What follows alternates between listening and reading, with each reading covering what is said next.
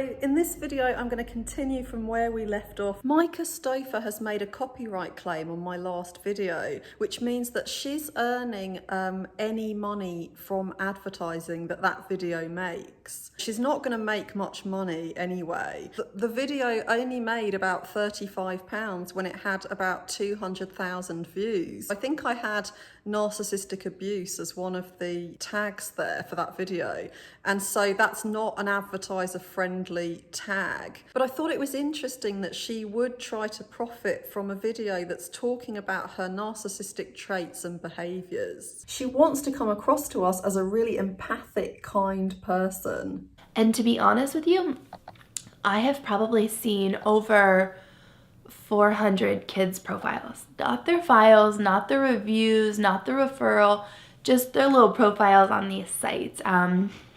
And they were all so incredible, and I was so empathetic and so compassionate. You don't normally say it like that. It sounds more like how she wants us to view her. For each and every one of these children. However, none of these kiddos spoke to me, or that may sound bad, but they didn't grab me. She says profiles, but as we're going to find out in a moment, she's talking about their photos. So none of the photos of the children grabbed her. Like I said, I was empathetic for all of them, and I would adopt all of them because I love children so much. And then I came across this one little guy's picture, and his picture spoke to me so much. Like, it gives me chills just thinking about his little picture. She places a huge amount of emphasis on what the little boy looks like. It reminds me of someone who's 13 and falls in love for the first time with what somebody looks like on the school bus, you know, someone they've never spoken to yet, and they've invented a whole personality just based on this person's face. A narcissist will have superficial relationships with people, so they don't tend to really get to know anyone because they're too involved with thinking about themselves. I got a video of him, and we just melted. When we saw his video, it was done. It was just such a done deal in our hearts and our souls, and we felt that connection just got stronger and stronger. So I called up the agency and I asked the social worker, I said, is this little guy's file taken, or is he locked up? And she was talking to me on the phone, and she said, actually, he's not locked up yet. After she kind of told me on the phone, I said a prayer to the Lord, and I said, please, Lord, if you have any time, could you please give me a sign? The humility of praying to God and saying, please, if you have any time, feels exaggerated.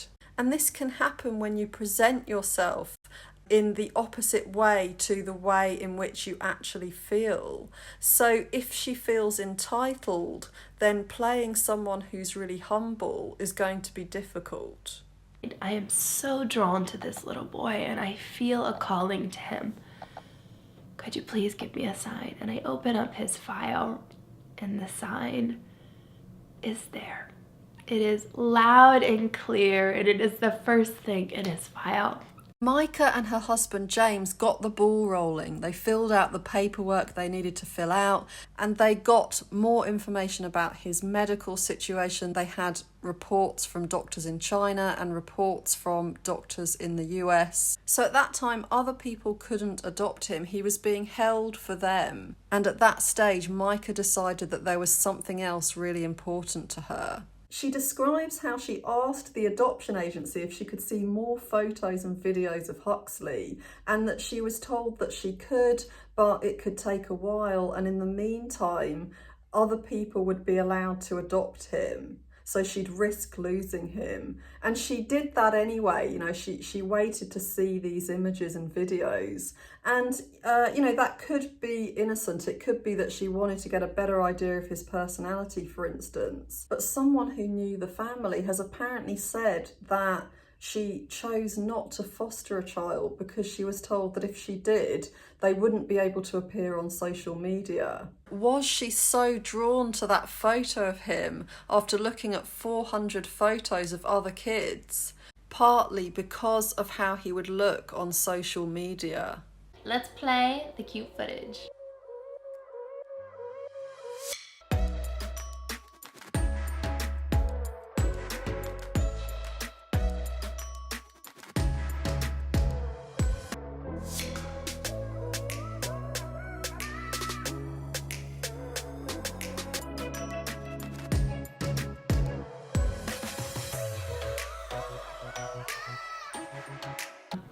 So we went off and we sent all of his file information to a physician, and we got his response back in 12 hours.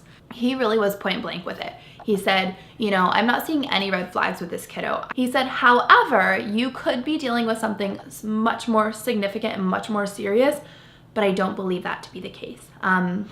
He did tell me all of the what ifs, all of the scare bears, if you will. Like, these are all the scary potential possibilities. And it was hard to hear the words when he laid out the specific words of the scary possibilities. But she didn't consider this possibility and what it would really mean for her and her husband and for her family if his condition was serious and if his needs were, many. Almost every person that I had talked to about it, and I shared it with very, very few people, his diagnosis, and let's say the 5 people that weren't family members that I shared it with, they had all known somebody with that condition, or they themselves had had that condition. And it gave me goosebumps. It was like God was saying, quit worrying, you've got this, it's so... I think she was about to say easy. So God is saying to her, you've got this, it's so easy. And then she changes her mind. Just don't worry, put the worry on my back, I've got this. And I think she changed her mind because she wants to sound humble. So the next morning, me and my husband called our social worker and we said we want to lock in his file. And she was really surprised that we were able to make that confident decision like right away. When she first sent me the file, she goes, if you're interested in another little kid or a kiddo with something different, or if you want to wait to go LAD, or if you want to look into India, it's a possibility. And so I was like, I feel like she almost had assumed that maybe we would pick a different kiddo. She wants us to know that the lady at the adoption agency was surprised that they still wanted Huxley despite his condition. So in other words, Myka and James are a lot more caring than most people. And we just knew. We 100% knew. Like I said, there was still some residual fear, just, unknown, and just hoping for the best kind of thing. I am so excited to bring home this little guy. He is going to be so loved, and it was the best Christmas present our family could ever ask for. And to think a little boy got a family for Christmas, that is so cool, just so cool. I can't wait.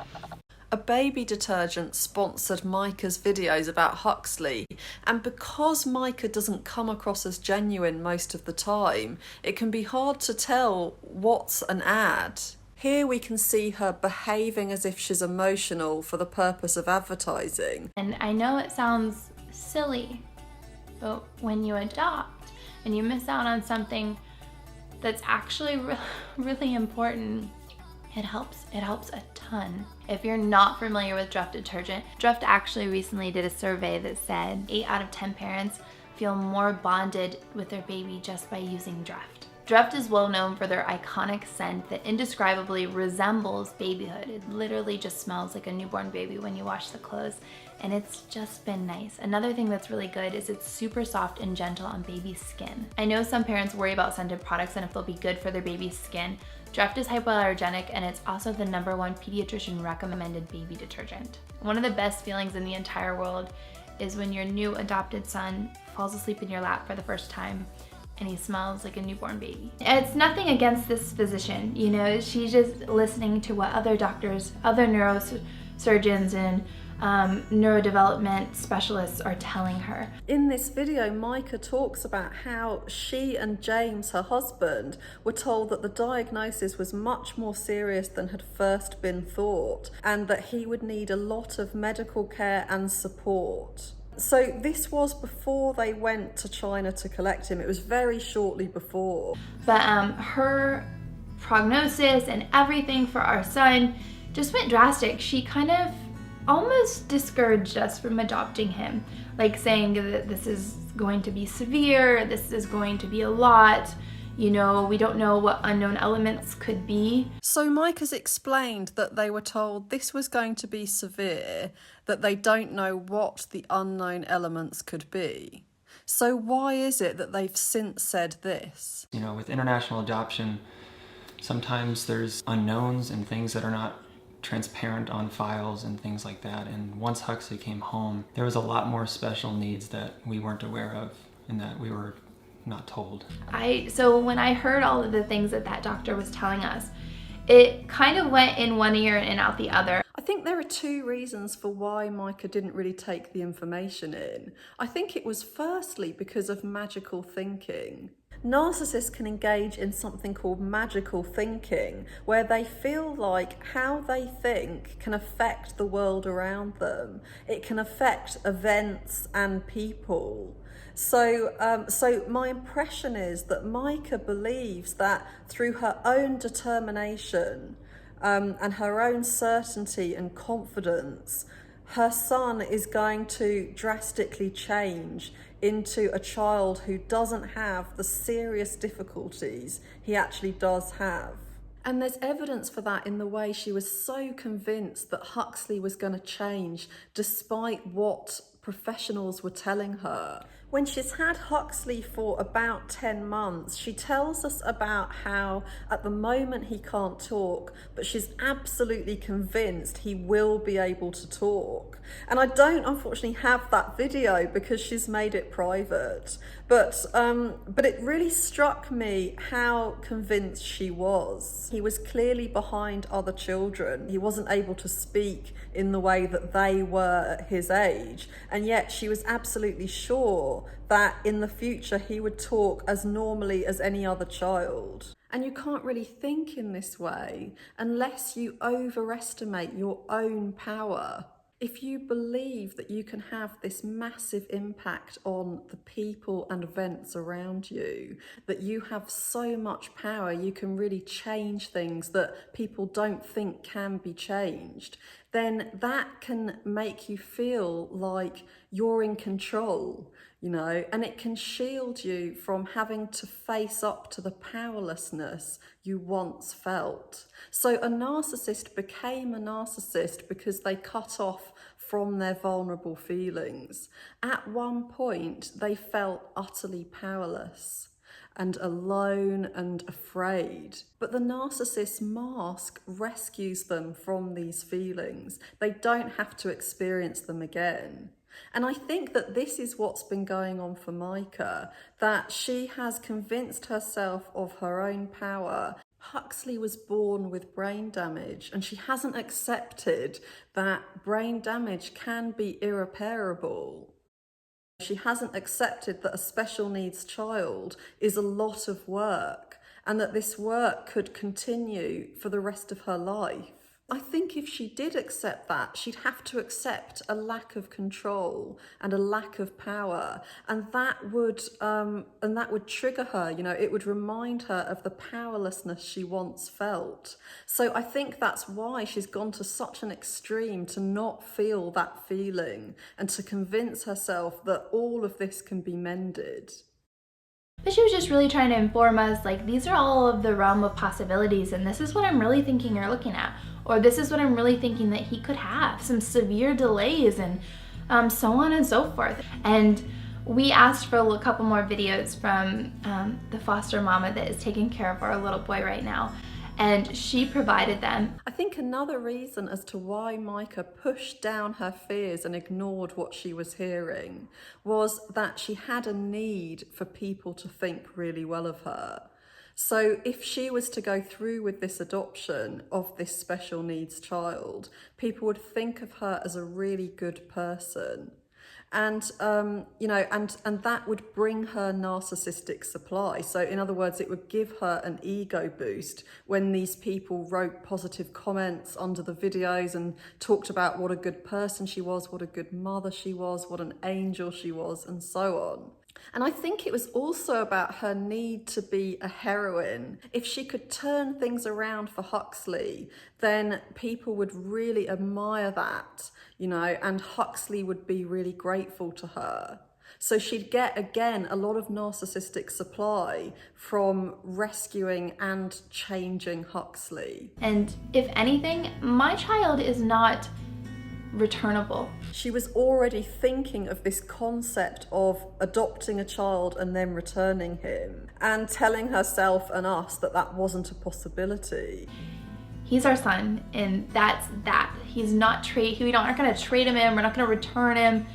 He's our boy. But regardless, he's still our boy. And another thing that came up a lot in that video was fear. So that was a little scary at first, but at the same, because she had really freaked us out. Some of the verbiage that she used and some of the things that she said. I wasn't in a state of denial. I accepted and took on everything that she said. And I sat down with Jim. I said, worst case situation, if our little boy at one point in his life, he needed to be in a wheelchair and he needed full on care, would you still love him? And we, without a doubt in our minds, we knew no matter what state he came to us, that we would love him. But for me, more than anything, I go from one diagnosis to a totally different diagnosis. So I wanted to tell you that because it was like something that was really shocking, and like it was really weird because we went from one diagnosis to a totally polar different diagnosis, and it really wasn't expected. But that doesn't mean that it's bad. But it seems like it is bad because it's the third time she's mentioned the shock of the new diagnosis. And it seems that she doesn't want to face up to how she really feels. But immediately when she gave me another diagnosis, I looked at the bright side. I was like, that could be awesome. There could be so many good things about that second diagnosis. But it was really strange for her to be saying that she thought this diagnosis that was serious was awesome. And it felt like she was really overcompensating, rather than admitting that this diagnosis was not just scary, but off-putting maybe. She instead went the other way and said that the diagnosis was a good thing. I think she believes that a truly empathic, giving person wouldn't be afraid of this diagnosis, that they wouldn't have any negative feelings about it. So I think because she thinks that that is what makes a person empathic and giving, and that that's who she is, that's who she needs to be for everyone to think well of her, that she's not allowing herself to think about or talk about the struggles that she's now facing. So she can't admit to the difficult feelings she's having because she thinks that that would be at odds with the person she's trying to be. And that's how she shows herself up every time. It's this exaggeration, it's playing this role in a really extreme way that doesn't really fit with how people usually behave. And the level of unconditional love that we're starting to develop for this little boy is just unbelievable. And I love that because for us, this new diagnosis didn't scare us. Then why did you just say this? She had really freaked us out. Some of the verbiage that she used and some of the things that she said. And I love that because for us, this new diagnosis didn't scare us. If anything, it kind of solidified that this is more our son than he has ever been, and we don't care what's wrong with him. The only need that our little boy has is he needs his mama not to be scared, but needs his mama I think she was about to say rescue. but needs his mama to come on and get him home so that he can have a nice family that really truly cares about him and is not scared of what an MRI or a CT scan says. So she's providing this fairy tale family that doesn't feel any fear no matter what the CT scan says. So what a lot of pressure she's putting on herself and her family. And that's one thing that I'm starting to love about this process is the level of becoming more humble, and the level of unconditional love that we're starting to develop for this little boy is just unbelievable. But who is it that she really feels this unconditional love for? For me, I was doing an international adoption. For the entire year, you start, oh, he's gonna be like this, the videos are a lot like this, he's gonna be kind of shy like this, or he's gonna, you start thinking about these different things. You start to think, oh my gosh, he's gonna be like this, he's gonna be really shy and cuddly, and or whatever you say in your head, because you've seen some of those things demonstrated on the videos. But when you meet your child is a totally different child. I imagined Huxley to be this like shy, sweet little... She's speaking through gritted teeth. Shy, sweet little... I don't know how to explain it, but I just imagine this like shy little guy who just wants to be held and cuddled. And that is the furthest thing from the truth. He does like cuddles, but my little guy is not shy. There's not a shy bone in his body. He is the most wildest child ever. It took a little while to get adjusted from who I thought I was going to meet that day versus who my son actually is, because for an entire year I had planted this little seed in my mind and it had started growing. I've talked about how a narcissist can show themselves up by saying they're not thinking exactly what they actually are thinking. And Myka, I believe, is about to do this twice. It wasn't like, I'm only gonna adopt you because you fit the mold like this, or this is who I perceive you to be. No. And when it comes to perception, it's not like I perceived you to be this saint or this person. When a narcissist feels strong feelings for someone, it's because of what that person is doing for them in that moment. And I think that with Myka, when she saw the cute photos of Huxley, not only did she think that he would look great on social media and attract a lot of attention to her YouTube channel, but I think also she believed in this child who was shy, as she's told us, who was very vulnerable and who she was rescuing. So she had the feeling that this child would make her feel really powerful and strong and needed and important. And I think that that's what was so attractive about these photos of him and what brought up these really strong feelings in her. And he's turned out to be a child who actually isn't shy, has meltdowns, isn't in her control, and nor is his progress. So she doesn't get to feel needed and important to him, and she doesn't get to feel powerful or in control. I'm going to continue to look at Myka Stauffer in the next video, so if you haven't subscribed, please subscribe, and I'll see you then.